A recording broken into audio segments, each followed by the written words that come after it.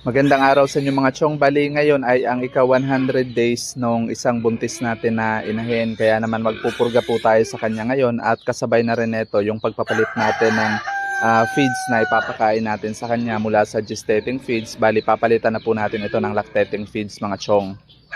Maliban sa powder na pamurga ay pwede rin po tayo gumamit ng injectable tulad netong Genvet Ivermec. At kapag ganito po yung ginamit natin mga chong ay 1 ml sa bawat 33 kilograms o body weight po yung tamang dosage ng pagbibigay ng ganitong klase ng pamurga. At kapag itong powder na pamurga naman po yung gagamitin natin mga chong ay isang sachet lang po ng 10 grams. Bali ito po yung ginagamit natin kapag nagpupurga po tayo ng buntis na inahin. Ngayon bali itong powder na pamurga po yung gagamitin natin mga chong. Ang ginagawa po namin ay nagbubukod po muna kami ng kakaunting feeds tapos dito po namin inihahalo yung pamurga. Ginagawa po natin ito mga chong para masigurado po natin na uubusin po nung alaga nating inahin yung pagkain niya na merong nakahalong pamurga.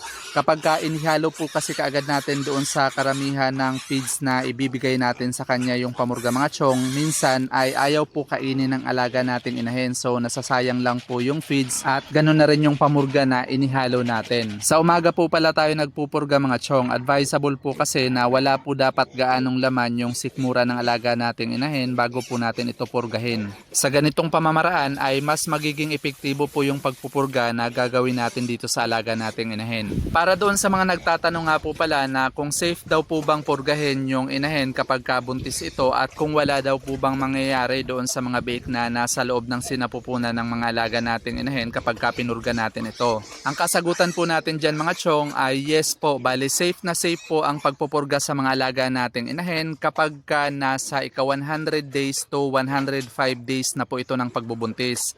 Sa ganitong panahon mga chong ay malalakas na po yung biik sa loob ng sinapupunan ng alaga natin kaya hindi na po sila maaapektuhan ng pamurga. Kaya napakahalaga po na talagang binibilang po natin yung eksaktong araw ng pagbubuntis ng alaga nating inahin para pagdating po ng panahon na kailangan na natin siyang purgahin sa ika-100 days niya ay talagang sigurado po tayo na 100 days na yung pagbubuntis ng alaga natin para hindi po maaapektuhan nung pamurga na ibibigay natin sa kanya yung mga biik sa loob ng sinapupunan niya. At para naman po doon sa mga nagtatanong na kung kailangan daw po ba talagang purgahin yung alaga nating inahin habang nagbubuntis pa daw po ito.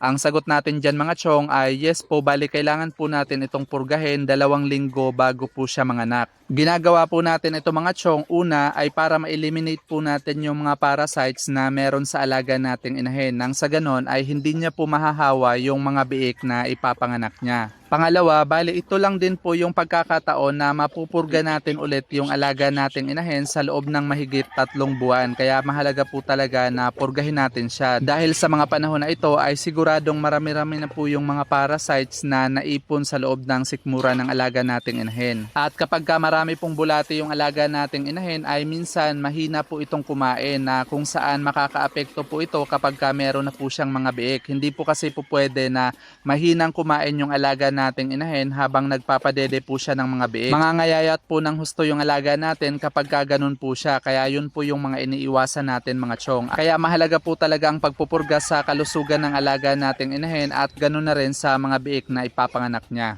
That's all for today's video mga chong. Thank you for watching and happy farming!